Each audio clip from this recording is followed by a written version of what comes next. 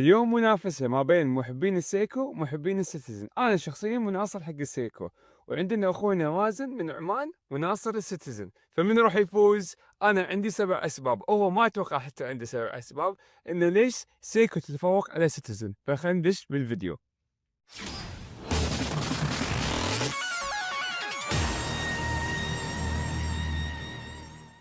السبب الأول يا أخي الاسم لما تقول سيكو تحسه ياباني، تحس إنه في الاسم الياباني. لما تقول سيتيزن كأنه تقول شخص. سيتيزن أصل اسم إنجليزي مو اسم ياباني، فالاسم بحد ذاته يعبر إنه أوكي هذا براند ياباني عريق وإلى آخره، فهذا السبب الأول.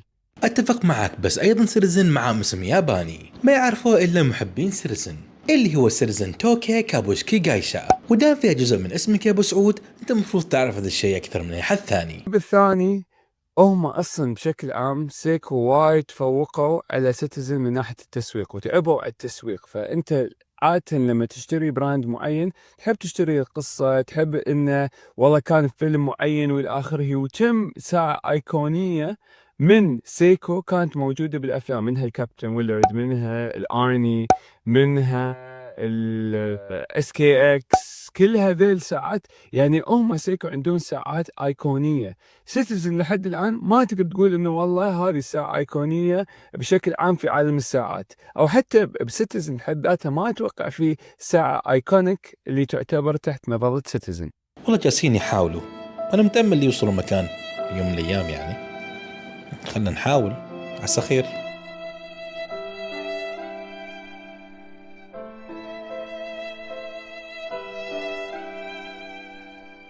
بالثالث هو فاليو فور ماني. فأنا المتوسط لو باخذ من سيكو راح اخذ ساعة اوتوماتيك فول ستيل، بريسلت، صناعة يابانية، راح تكون نفس سعر ساعة كوارتز، يمكن حتى مو فول ستيل، وكيس ان تشاينا. فمرة ثانية فاليو فور ماني سيكو تعطيك أفضل حتى مع زيادة أسعارهم مقارنة في سيكو. لحد الآن تقدر تحصلون ساعات سيكو بحروة تقريبا $100 مع كل هالمواصفات، بس ما تقدر تحصلون ساعة سيتيزن ب $100 بكل المواصفات اللي أنا قلتها توه. بس هذا ما يعني ان الساعة 100% طلعت من اليابان، ويا ما حصلنا مشاكل في الالاينمنت وفي الجودة في ساعات سيكو ايضا، بس ما قد سمعت هذا الشيء في ساعات سيتيزن. بالرابع التنوع صح. سيكو يمكن بحر من ناحية الساعات اللي موجودة، ولكن عندهم تنوع من مقاسات صغيرة لمقاسات كبيرة لأوتوماتيك كوارتز إلى آخره. عندهم هم من فئاتهم اللي هي كينج سيكو، ألبا، وكل هالأشياء. سيتيزن للأسف تحس انه اوكي لو انا افكر سيتيزن في سيوسا في وايد موديلات عندهم، بس التنوع مالهم مو وايد كبير مقارنة بسيكو اللي هي تلبي حق كل الاشخاص وكل الناس. وفي احساس فخر لما واحد يلبس سيكو، بس لما واحد يلبس سيتيزن يعني انا ترى احب سيتيزن لا تاخذوني غلط، بس لما واحد يلبس سيتيزن في موضوع انه لا، يعني مو، يعني ما فيها هالاحساس اللي لما تلبس سيكو. حتى من ناحيه التنوع في هم من وايد من ساعاتهم وايد كبار، هم من وايد من ساعاتهم تحسها فاشن براندز، يعني وايد فاشن براندز، بس مو كلهم، وايد منهم. اساس لا ابين انا مو احب السيتيزن، احب السيتيزن بس الحق ينقال. التنوع الموجود في سيريزن تنوع مصنوع المحترفين أكثر من العامة. يعني أبسط مثال، ساعات السيكو اللي الظاهر نظيرتها في سيريزن ما فيها شهادة الآيزو العالمية، اللي هي شهادة مختصة بالجودة. وكمثال أوضح وأسهل، أرخص ساعة بشهادة الجودة من سيريزن هي البي ان 0151 اللي تسوى 100 ريال عماني أو 80 دينار كويتي، بينما أرخص ساعة بنفس الشهادة من سيكو هي السيكو تيرتل SRPE 93 اللي تسوى ضعف السعر اللي هو 200 ريال عماني و160 دينار كويتي. وبما أن سيريزن مقصرة في تسويق نفسها، بغش شوية وبزيد كم شيء علشان كل حد يعرف سيريزن أكثر. سيتيزن هي أول شركة تطلق لك ساعة بميزة المالتي باند اللي تغير لك توقيت الساعة بدقة وبالملي للمناطق اللي فيها أبراج الأوتوميك تايم كيبينج. وأيضا أول ساعة غوص يابانية كانت من سيتيزن في 1959 باسم بارا ووتر، وتبعتها سيكو في 1965 يعني بعد 7 سنوات. سيتيزن هي أول شركة في العالم تطلق ساعة غوص تتحمل العمق ل 1300 متر، وهذا كان في سنة 1982. وسيتيزن هي أول شركة تصنع ساعة تيتانيوم في 1970. وسيتيزن أيضا تملك بولوفا، فيدريك كونستا، ألبينا، أرنولدسون، كيو إن كيو، ميوتا، كامبينولا، ولاجو بيري. السبب الخامس، وهذا أنا أشوفه صج تميز وايد كبير عن سيكو، إنه يتعبون من ناحية المينا. الدايل حتى بالأسعار الساعات المعقولة لا يتعبون فيها، بس سيتيزن لا، للأمانة يعني ما يتعبون وايد بالمينا إلا مرة ثانية بالسيوسة سووها الصفرة.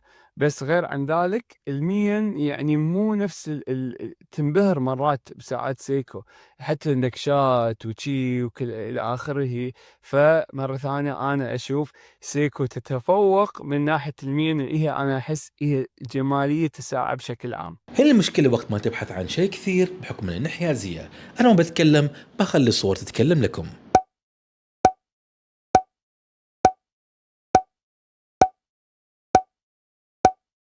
وكل هذه الخيارات وأرخص من سيكو. السبب السادس إنه الساعات السيكو تقدر تسوي لهم مودد، بما معنى لو انا عندي اس كي اكس اقدر انا اغير البزل، اغير المينا، اسويها بطريقه اللي هي تناسبني انا كشخص او كفرد. فتقدر تخليها شكلها كأنها بلانك بام 50 فانتومز، او تقدر تسويها باتينا والى اخره. ففي وايد اوبشنات بحكم ان انت تقدر تطور الساعه الاس كي اكس اللي هي يعني، او وايد من ساعات مو بس شرط الاس كي اكس اللي هي بحد ذاتها يعني ساعه عجيبه. بس ساعات سيتيزن وين شفت انه في موديل سيتيزن او كستمايز سيتيزن مو موجود بالسوق. فهذا هم من السبب السادس. خلينا ندش بالسبب الاخير على اساس انه نضمن الفوز هالمره لا انا بفوز اخوي مازن. المفروض الساعات اللي تاخذها تكون ساعات كاملة ومتكاملة، وفي معظم الأحيان تكون مقتنع فيها. أما حركات الليجو المش ضرورية مع كل احترامي نخليها لساعات الهوماج. السبب الأخير بالنسبة لي، وفي أسباب أكثر بس خلينا نقول هذول أكبر أسباب، إنه من ناحية الكولابوريشنز. دائما يعني سيكو تسوي تعاونات مع تصاميم أو شركات يعني أجمل. يعني في مثلا سيكو سونيك أو سيكو وكابتن ماجد. بس سيتيزن قاعد يسوي لي مع منو؟ مع ديزني، مع مارفل، وحتى يا ريت انه حلوين مو حلوين يعني للامانه. بس الكلابيشنز مالت سيتيزن وايد جميلين وايد جميلين. الناس اوكي من وين اجيبها، من وين احصلها والى اخره. فهذه هم من شغله سادسه تتفوق فيها سيكو مقارنه في سيتيزن.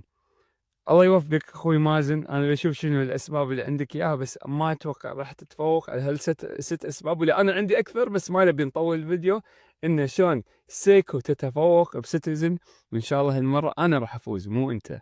وفي آخر المطاف ما أقدر لوم حد إلا سيتيزن في التسويق. ولكن إذا أنت محب لسيتيزن بتعرف أن معهم إصدارات خاصة باليابان اللي هم إصدار ناروتو وإصدار المحقق كونان وأيضا إصدار النيسان فيرليدي زي. وبصراحة من إصدارات مارفل مستحيل نقول أن إصدار البلاك بانثر إصدار ما حلو. بالله عليكم شوفوا هذا الجمال بالتيتانيوم. وبعد كل هذا ممكن أقول أن أنا أحب الاثنين. بس صحيح أن سيكو ممكن تفوقوا على سيتيزن في كثير من الأشياء، بس سيتيزن له وزنها في السوق، ولو أنه مش باسمها بل باسم الشركات اللي تملكها. وتحية حب واحترام لكل الاثنين. المهم نختم الفيديو. للأمانة لولا خير أخوي مازن حبيبي وأخوي وعزيز علي، وكلنا عرب واخوان. مهما احنا حبينا شيء او كنا حزب شيء احنا كلنا يد واحدة.